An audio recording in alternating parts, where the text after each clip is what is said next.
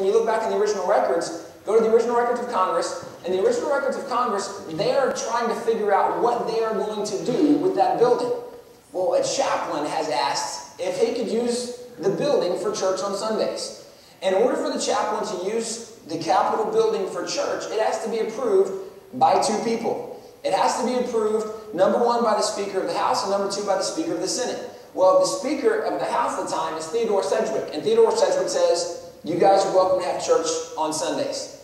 The Speaker of the Senate, interestingly enough, is Thomas Jefferson.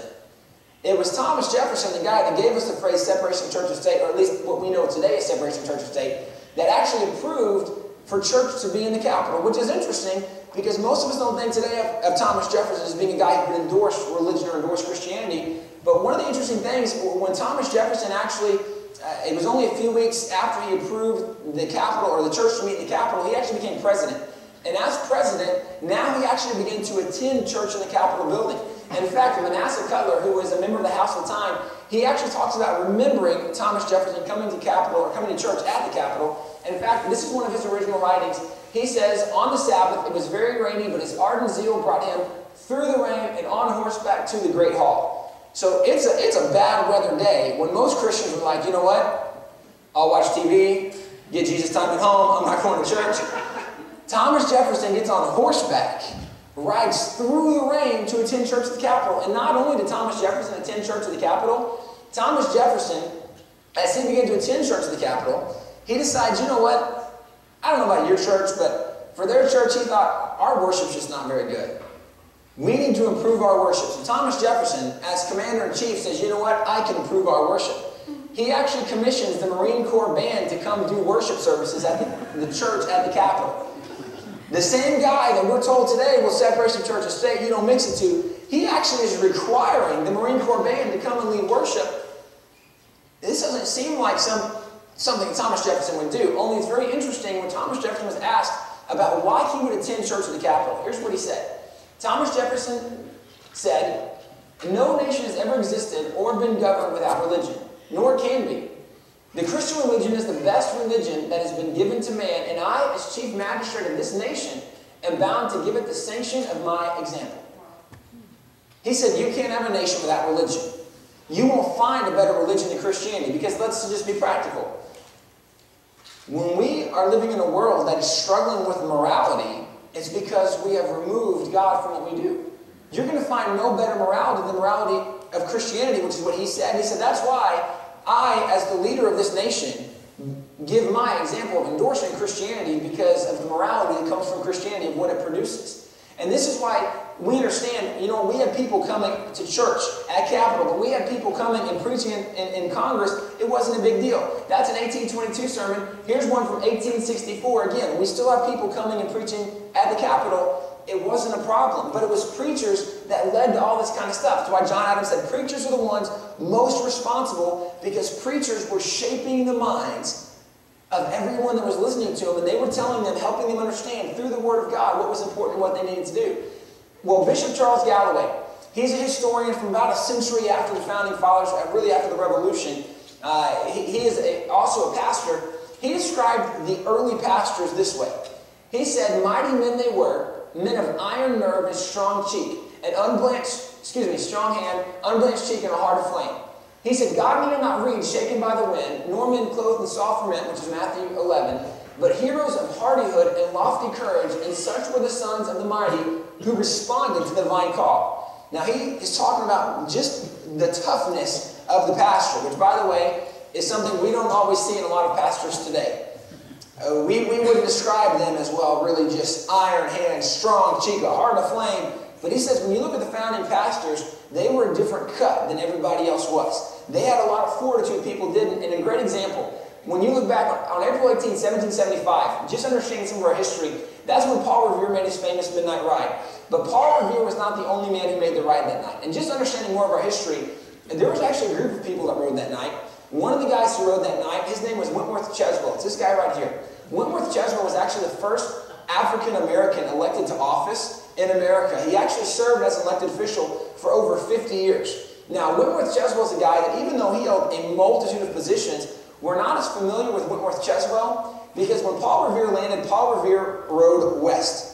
When the British landed, they followed the trail of Paul Revere. Wentworth Cheswell rode north. So we're not as familiar with Wentworth Cheswell, but he was a guy very involved in what we do. But going back to Paul Revere rode that night, and this is where the famous poem, "One if by land, two if by sea" comes from. So Paul Revere is making this ride, and he actually is riding very specifically to find two guys. He's riding looking for John Hancock and Samuel Adams. The reason he's riding looking for those two guys is actually the British made it very clear they were coming after them. And here's actually one of the British writings. "Our business was to seize the quantity of military stores and the bodies of Mr. Hancock and Adams." Now, John Hancock was the president of Congress at the time, so the Declaration had his signature at the top. He was the guy responsible for that. Sam Adams was considered the father of the American Revolution, so he was the one really feet on the ground stirring people up. So the British come looking for those two guys. Well, Paul Revere is riding looking for those two guys. Now, he's in Massachusetts. And Massachusetts, although not that big of a state, I'm thinking one guy on horseback at night, probably hard to find two guys somewhere in your state. So where does he ride to look for these two guys? Interestingly enough, he rides to the home of the Reverend Jonas Clark. The reason he rides to the home of Reverend Jonas Clark is because these two guys, Hancock and Adams, were known to frequent the home of Reverend Jonas Clark because he was a mentor for both of them. He actually had a room in his house for them to stay whenever they came. So Paul Revere rides to the house of Reverend Jonas Clark and he says, "Guys, we're in trouble. The British have landed. You need to go." Well, in the course of conversation, Hancock and Adams begin to talk to Reverend Jonas Clark. And they said, "Reverend Clark, if the British are after us, it looks like that war is imminent. And if war is imminent, are your people," now he's a pastor, he says, "are your people going to be able to handle what's coming?" Pastor Clark says, "Of course they're going to handle what's coming. I've been raising them up for just such a moment." Interesting thought. Pastor says, "I've been getting them ready all along." Well, when Paul Revere arrived that night, found when the British were coming, it was about 3 o'clock in the morning, and Pastor Clark actually went to his church, and he rang the bell, and he called all the men of the church together, and they were going to wait for the British. Well, the British didn't show up until about 7 o'clock that morning. So after an hour or two, he sent the men back home, said, "Go home, but be ready." So 7 o'clock that morning, the British begin to march into town.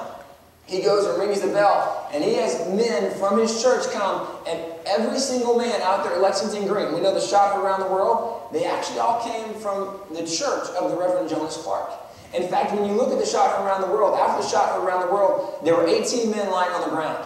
And of the 18 men lying on the ground, you had black and white guys fighting together. You had people like John Robbins and Prince Estabrook, both of them who were wounded, lying on the ground at the end of the shot around the world. But you had black and white people going to church together, which is totally different than what we hear today, because today we hear about how the Founding Fathers were racists and bigots, and the two blacks and whites didn't get together. That's just not the case. They actually attended church together with Reverend Jonas Clark. But after the shot around the world, the British now begin to march back to Boston. They go over Concord Bridge. When they get to Concord Bridge, there is a group of military men waiting for them, of Americans that are forming in a militia. And we know the encounter along Concord Bridge. But when they cross Concord Bridge, as they head back to Boston, as they're going back toward the shore, along the road to Boston, they actually encounter 4,000 to 5,000 men all along the way. Interesting to know where these guys came from, because I mentioned the black guy, Wentworth Cheswell, the guy who rode with Paul Revere that night, and he rode north, Paul Revere rode west. Wentworth Cheswell was the guy who actually rallied these 4,000 to 5,000 men. He said, "The British are here, they've landed, we've got to go help fight what's going on." So they actually rally and they come down, only it's really interesting to see the guys that came to form those 4,000 to 5,000 people, because of that group, you have people like the Reverend William Payson. He led his group of his men to attack and oppose the English as they retreated to Boston. You also have people like the Reverend Jonathan French. Now, Jonathan French was actually up in his pulpit when Wentworth Cheswell shows up, and he says, "We got to go, we got trouble." He leaves his pulpit, he grabs his musket in one hand, and he grabs the medical bag in the other hand, as if I'm going to shoot somebody and then try to fix them. But you have pastors that are actually leading their men to battle, which is interesting. Because you keep going, the Battle of Bunker Hill. This is about 6 weeks later, you have the Battle of Bunker Hill. Now, just so we understand, when you look at this picture, we don't always think a lot of this picture, but you need to take note of these two guys on the right. This is Peter Salem. He's standing behind David Grossman. And it looks like Peter Salem, the black guy on the right, is kind of cowering in fear. Peter Salem is not cowering. In fact, Peter Salem was the hero of the Battle of Bunker Hill. He received 14 commendations for bravery, among other things, that day for what he did in that battle. But when you go past the Battle of Bunker Hill, now what's going on up in Boston, people are beginning to hear about what's going on. People are beginning to come and join the American militia, come to join forces. We are now opposing what's going on, and it's interesting to see the guys that came together to oppose what the British were doing. You had people like the Reverend David Avery, who was a pastor from Vermont. He led 20 of his parishioners from Vermont. You have people like the Reverend Stephen Farrar from New Hampshire. He led 97 parishioners. You have people like the Reverend Joseph Wheeler from Massachusetts. He led 2 full companies. You have people like the Reverend John Steele from Pennsylvania. He led 900 men from his church. That would be a megachurch today. I can't imagine what that was like back then. 900 men he led. You have people like the Reverend John Peter Gabriel Muhlenberg, who led 300 of his parishioners. But when you look at what made up our American military,